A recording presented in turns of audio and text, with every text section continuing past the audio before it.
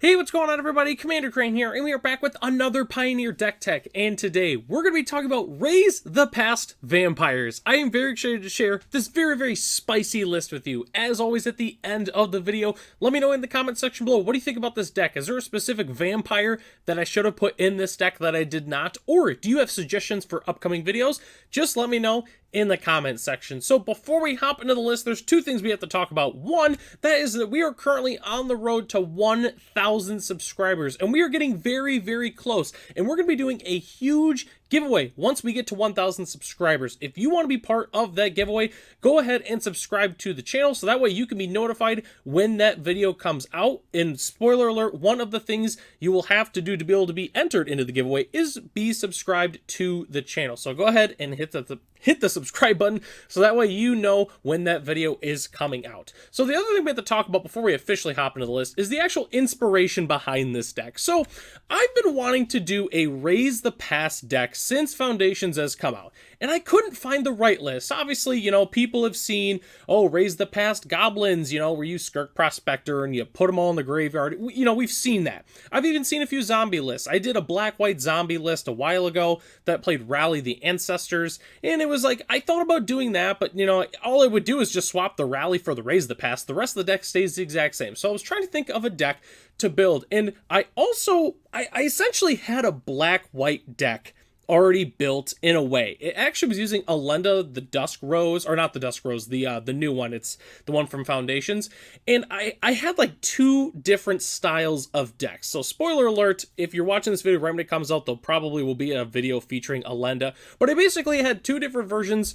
I had two decks stapled together, and I decided to split it in half, and this is one of the decks that is a result of that, is Raise the Past Vampires, which obviously vampires, other than Rakdos Vampires when it was really good in Pioneer, you don't see a lot of Vampires decks anymore. So what else are we playing in this deck? We're playing Raise the Past, we're playing Vengeful Blood Witch, another card that I've wanted to feature for quite some time. Whenever this creature or another creature you control dies, target opponent loses 1 life and you gain 1 life. So it's just another one of the Blood Artist-esque effects. And Colostria Sideboard, which is kind of in a way another Vengeful Blood Witch. It's better, but you have to have extra mana to be able to do that. So I'm playing 4 copies of each of these, and I decided I wanted to do a Vampire Aristocrat deck with Raise the Past. And there's another vampire that's also another aristocrat in this deck that we're going to talk about in just a moment. But anyways, all 3 of these cards, I've wanted to feature them on the channel for a long time, and I finally was able to do that. So Raise the Past, Vengeful Blood Witch, and Colostria Sideboard, inspiration for the deck. We're playing 4 copies of each of them. But let's go and hop into the rest of the deck here. So first thing we're going to talk about is the 1 and 2 drops in the deck. I didn't really know what to categorize it as, is because obviously, you know, I'm playing a non-creature spell that's in here, but obviously we want to play 1 and 2 drops so that way it works with Raise the Past. So the ones we have to talk about: Vampire of the Dire Moon. Really nothing too special about this card. It's just a 1/1 for 1 with Death Touch and Lifelink. It's annoying. It blocks really well. Goes to the graveyard so that way we can bring it back with Raise the Past. That's pretty much the reason why we're playing it. It's just a really good card. We're also playing 2 copies of Indulgent Aristocrat. Again, another 1/1 lifelinker that's just solid at blocking. You can attack with it, I suppose, but the main thing that we're really playing it for is it's an extra sacrifice outlet in case we need one. We can tap 2, sacrifice a creature, and put a +1/+1 counter on each vampire we control. It's not something we're going to do a lot, but just having an extra sack outlet on a 1-drop is really nice. So that's why we're playing 2 copies of the Indulgent Aristocrat. The other creatures we're playing here, well, and this isn't a creature, though, this is Thoughtseize. We're playing 4 copies of it, really nothing special about it, it's just Thoughtseize, that's why we're playing it. But we're playing 2 copies of Desperate Bloodseeker, 2/2 for 2 lifelink. When it enters the battlefield, target player mills 2 cards. We're always going to want to mill us. We're going to want to mill us specifically because obviously the more creatures that we put into the graveyard, the better it is with Raise the Past. We don't even have to have the creatures die in terms of, you know, our deck synergizing. We can just mill ourselves, which we don't have a lot of extra mill in this deck. It's really just the Desperate Bloodseeker, but it's just a good card. 2/2 for 2 lifelinker. It does what we need it to do. So definitely a big fan of the Desperate Bloodseeker in this deck. Okay, so next thing we have to talk about, the core cards. Simply put, it's the cards that are very important in this deck. Obviously, we're also playing, Raise the Pass and the Vengeful Blood Witch and the Colostria Highborn are what I would consider the core cards. But these are the other cards that we haven't talked about quite yet. So we are playing 4 copies of Bartolome de Presidium. Sorry if I mispronounced that. And then we're also playing 2 copies of Yeheni Undying Partisan. So Bartolome, simply put, it's a free sack outlet that's also a vampire. So this free sack outlet is already really, really good. If we weren't playing vampires specifically, we would still be playing this card. It's just a 2-drop free sacrifice outlet. I also really like it because it's a vampire, so it works with Colostria Highborn, and same thing with Yeheni. Yeheni is also a vampire. Yes, we can't bring it back with Raise the Pass, so that's why we're playing just 2 copies of it specifically, but it doesn't even matter. It's still good because it's a vampire, so it synergizes with the rest of the deck. It has Sacrifice Another Creature. It's a 3-mana free sack outlet. And then also, whenever a creature in opponent controls dies, put a 1/1 counter on it. It's not going to happen a lot for the most part, but hey, I mean, it just gets bigger, I guess, when we kill our opponent's creatures, or I should say, if we do. But the main reason we're playing it is just because it's a vampire, and we're already going to be playing another sack outlet that's 3 mana anyways. We might as well just go ahead and play one that already is a vampire. So definitely huge fan of these sack outlets here. The other cards we have to talk about, Cruel Celebrant and Martyr of Dusk. So Cruel Celebrant is just another drain effect. So we're playing 8 of those. I guess if you want to consider Colostria Highborn, then we're playing 12 of them, which is really, really good. A lot of people forget that this card is actually a vampire. The card that no one expected to be in this deck is 4 Martyr of Dusk. 2/1 for 2. When it dies, we make a 1/1 white vampire creature token with lifelink. Simply put, it's 2 vampires in 1. If we play it, obviously, with Bartolome, this comes in, we can sacrifice it, get some value. We drain our opponent, then we get another vampire. Let's say, hey, we pay the black with the Colostria Highborn as well, and then we drain our opponent. We get another vampire, then we can sack that, and the token also works with Colostria Highborn. That's why we're playing the Martyr of Dusk. It's 2 vampires in 1, so it's just a pretty solid card overall. I was just going through vampires. I don't remember how I found this one, to be honest with you. I was just going through, I think, 2-drop vampires, found this, and was like, wow, this is actually like perfect for the deck. So definitely huge fan of the Martyr of Dusk overall. So that's it for the entire main board, except for the lands. Let's go ahead and talk about those real quick. Obviously, we're playing 22 different lands.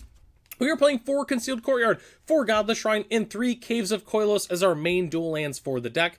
We are also playing 4 Bright Climb Pathway, 2 Cavernous Souls, rounding out our dual lands. We're also playing 2 copies of Hive of the Eye Tyrants, our only manland that we're playing. I just wish white would get a better manland. I don't know if I would really play one in this deck because the deck is predominantly black, but I am definitely very disappointed that the white land is not very good in this. But anyways, rounding out the lands, we're playing 1 Takenuma, 1 Aganjo, and 1 Basic Swamp. And as our spicy basic land of the day, I always love including this swamp with the Vampires decks just because, for those who don't know, this is from the original Jumpstart set that has a lot of unique artwork that has never been reprinted, actually, even to this day. And this was in the vampire-themed pack, so obviously you got all the bats there. It kind of looks like Dracula's castle in the background there. I really, really do like.